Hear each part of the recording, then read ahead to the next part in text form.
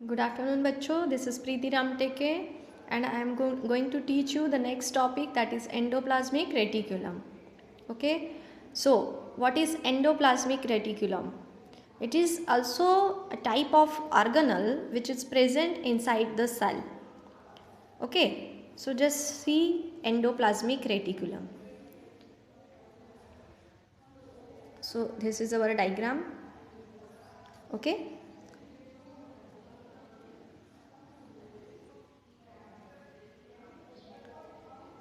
So, endoplasmic reticulum, this little network within the cytosol is present in all eukaryotic cells.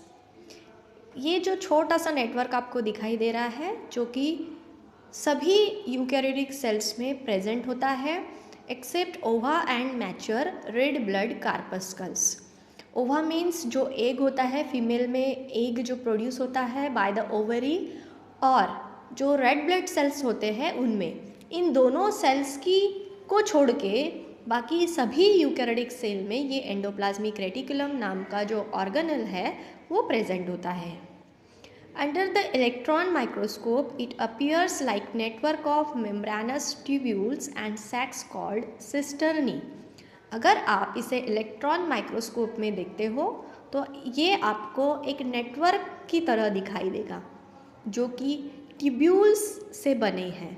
यानी यहाँ पर अगर आप देख सकते हो तो it's looks like small tubules. So just a minute, I am going to change the color.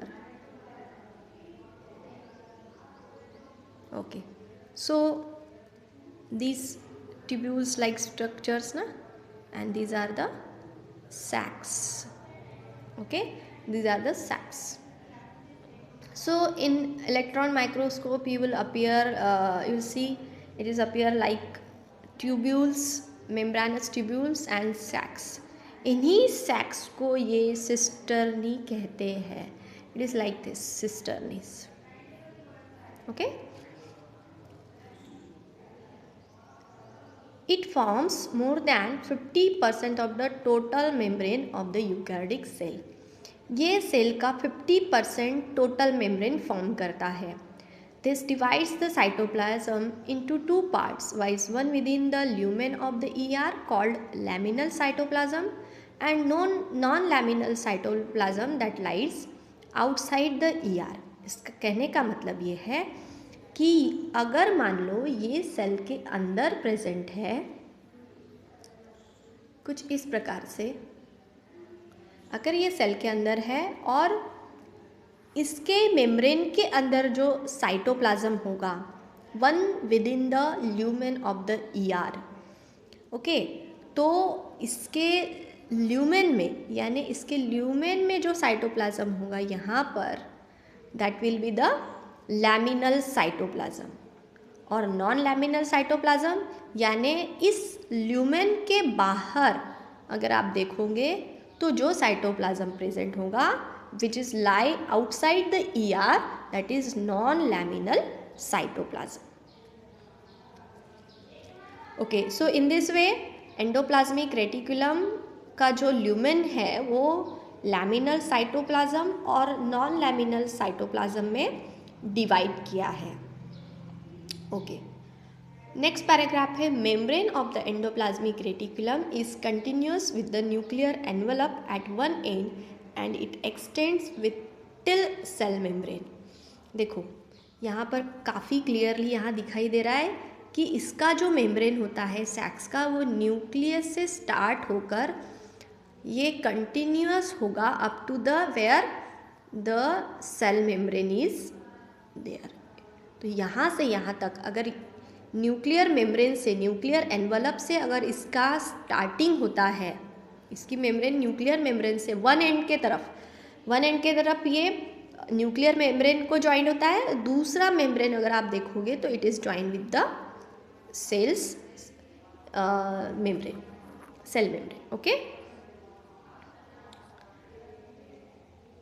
It thus acts as a intracellular supporting framework and helps in maintaining position of various cell organelles in the cytoplasm. इसीलिए ये जो organelle है जिसे हम endoplasmic reticulum बोल रहे हैं, it's supporting as a framework and helps in maintaining position. हर किसी दूसरे ऑर्गेनल्स के पोजीशन को मेंटेन करने के लिए, बराबर रखने के लिए ये सपोर्ट भी करता है साइटोप्लाज्म में रहते हुए। The outer surface of the endoplasmic reticular membrane may और may not be studded with ribosome. So it's studded है, make it correction, it's thick होना चाहिए। मतलब कि जो राइबोसोम्स होते हैं उनका जो आउटर सरफेस अगर आप देखोगे, बाहरी जो सरफेस होता है एंडोप्लाज्मिक रेटिकुलम का, उन सरफेस के ऊपर राइबोसोम्स कभी प्रेजेंट रहेंगे और कभी नहीं भी रहेंगे। अगर राइबोसोम्स उसके ऊपर प्रेजेंट है तो हम उसे रफ एंडोप्लाज्मिक रेटिकुलम बोलेंगे, और अगर नहीं है उस सरफेस के ऊपर राइबोसोम्स प्रेजेंट तो हम उसे स्मूथ एंडोप्लाज्मिक रेटिकुलम कहेंगे। तो इस प्रकार से एंडोप्लाज्मिक रेटिकुलम को दो हिस्सों में विभाजित किया जाता है ड्यू टू द प्रेजेंस और absence of ribosomes. Smooth endoplasmic reticulum is involve in various processes in different cells. इसीलिए स्मूथ एंडोप्लाज्मिक रेटिकुलम जो है वो अलग अलग सेल के जो डिफरेंट प्रोसेसेस है उसमें इन्वॉल्व भी होता है। Depending on the cell type it helps in synthesis of lipids. Example steroid secreting cells of the cortical region of the adrenal gland, testis and ovaries. ये जो सेल का जो टाइप होता है, अलग अलग प्रकार के सेल के टाइप्स होते हैं, उसके ऊपर डिपेंड है कि ये एंडोप्लाज्मिक रेटिकुलम पर्टिकुलरली क्या सिंथेसाइज करेगा। अगर ये स्टेरॉइड सिंथेसाइज करता है तो स्पेशली स्टेरॉइड सिंथेसाइज करने वाले सेल्स जनरली एड्रेनल ग्लैंड जो होती है, जो कि किडनी के ऊपर पाई जाती है, then testis and the ovaries, these are the gonads of male and female. So these three organs having the cells which secretes the lipid. Okay, so depending upon the cell type, जो कि cell किसका है, कौन से organ का है, इसके ऊपर ये डिसाइड होगा कि वो क्या सिंथेसाइज करेगा और क्या नहीं। So particularly endoplasmic reticulum, where it present in the cells of these three types, it will secretes the lipids like steroids. Then second function of the smooth endoplasmic reticulum, that it detoxification of the drugs and poisons. ये अगर liver cell में present है तो ये detoxification करेगा drugs और poisons का। And storage of the calcium ions into the muscles, अगर मसल सेल्स में प्रेजेंट है तो ये कैल्शियम आयंस को स्टोर करेगा।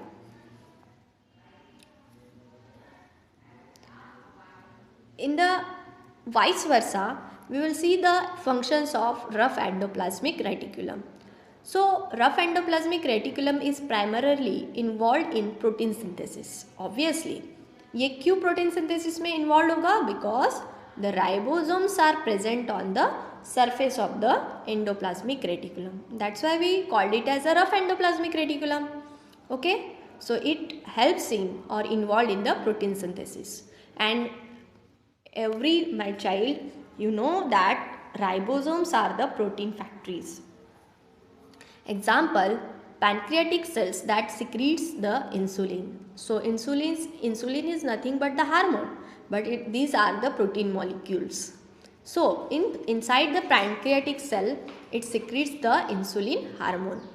These proteins are secreted by ribosomes attached to the rough endoplasmic reticulum and are called secretory proteins. अगर कहा जाए तो ये जो proteins है, these proteins are secreted by the ribosome, जैसे कि मैंने अभी थोड़ी देर पहले कहा, ये राइबोसोम्स प्रोटीन्स सिक्रीट करते हैं जो कि रफ एंडोप्लाज्मिक के रेटिकुलम के सरफेस के ऊपर अटैच होते हैं, इसीलिए इन्हें सिक्रीटरी प्रोटीन्स भी कहा जाता है। These proteins get wrapped in membrane that buds off from the transitional region of the ER. ये प्रोटीन जब भी बनते हैं तो ये मॉलिक्यूल्स में ऐसे छोटे छोटे मॉलिक्यूल्स में ऐसे पैक हो जाते हैं। अगर आप देखोगे तो तो इस प्रकार के आप छोटे छोटे मॉलिक्यूल्स रैप हो जाते हैं, जैसे हम किसी गिफ्ट की पैकिंग जैसे करते हैं उस प्रकार से। और ये कुछ इस प्रकार से बड ऑफ भी हो जाते हैं, जैसे मान लो ये रफ एंडोप्लाज्मिक रेटिकुलम है और इस प्रकार से ये बड ऑफ हो जाएंगे, निकल जाएंगे, ठीक है, और इसमें प्रोटीन भरा पड़ा होगा। Okay, such membrane bound protein departs from the ER as transport vesicle. इसीलिए इस प्रकार के जो मेम्ब्रेन बाउंड प्रोटीन होते हैं वो बाद में एंडोप्लाज्मिक रेटिकुलम से ट्रांसपोर्ट वेसिकल्स के द्वारा डिपार्ट हो जाते हैं, यानी वहाँ से निकल जाते हैं। Rough endoplasmic reticulum is also involve in the formation of membrane for the cell. Rough endoplasmic reticulum ये मेम्ब्रेन, सेल का जो मेम्ब्रेन बनता है यानी आउटर कवरिंग जो बनती है उसके फॉर्मेशन में भी इन्वॉल्व होता है। The endoplasmic reticulum membrane grows in place by addition of membrane proteins and phospholipids to its own membrane। इस प्रकार से एंडोप्लाज्मिक रेटिकुलम मेम्ब्रेन जो है it is placed by addition of membrane proteins and phospholipids to its own membrane. जब भी ये addition में protein membrane बनाता है तो साथ में वहाँ पर फॉस्फोलिपिड्स भी होते हैं। Portions of these expanded membrane are transferred to other components of the endomembrane system। इसके कुछ जो portions है ये आगे बढ़ के they are transferred to other component to endomembrane system। जैसे कि मैं आपको endomembrane system यहाँ पर शो करती हूँ सेल में। जैसे कि यहाँ देखो आप, अगर ये जो मेम्ब्रेन है एनिमल सेल में, ये जो न्यूक्लियस से स्टार्ट होता है, यहाँ से स्टार्ट होगा, ये कुछ इस प्रकार से सेल मेम्ब्रेन तक हो जाता है। इसके साथ में गोल्जी बॉडी भी ऐड होती है बाद में। तो ये एक प्रकार से देखो यहाँ पर कितने ऑर्गेनल्स ऐड हो गए, एक है न्यूक्लियस, फिर एंडोप्लाज्मिक रेटिकुलम, दूसरा गोल्जी एपरेटस। ये तीनों ऑर्गेनल्स एक साथ मिलकर एंडोमेम्ब्रेन बनाते हैं। ये चीज़ हमने बहुत पहले पढ़ चुके हैं। तो यहाँ पर जो पोर्शंस एक्सपांड होते हैं मेम्ब्रेन के, so portions of this expanded membrane are transfer to other component of the endomembrane system. मतलब एक मेम्ब्रेन से दूसरे मेम्ब्रेन में, मतलब दूसरे ऑर्गेनल के मेम्ब्रेन में ट्रांसफ़र होते हैं। So in this way we are going to learn about endoplasmic reticulum। Okay, so the questions will ask explain the endoplasmic reticulum separately for 4 marks with the help of diagram, and another question will ask for only draw the diagram of endoplasmic reticulum, or it will ask separately the functions of smooth endoplasmic reticulum and rough endoplasmic reticulum। ऐसे भी पूछ सकते हैं, या फिर ऐसा भी पूछ सकते हैं कि right A note on endoplasmic reticulum. ठीक है, तो डिफरेंट वे से वो आपको क्वेश्चंस पूछ सकता है एग्ज़ाम में। अगर वो आपको सिर्फ फंक्शंस पूछता है तो आपके जो लास्ट पैराग्राफ है उस हिसाब से आपको लिखना है। जैसे कि यहाँ स्मूथ एंडोप्लाज्मिक रेटिकुलम के ये पैराग्राफ यहाँ से यहाँ तक है और रफ एंडोप्लाज्मिक रेटिकुलम का यहाँ से यहाँ तक है, तो आपको लिखते आना चाहिए। Okay, so here your endoplasmic reticulum topic is complete. Next we will take another topic, that is Golgi complex. Okay, thank you बच्चों।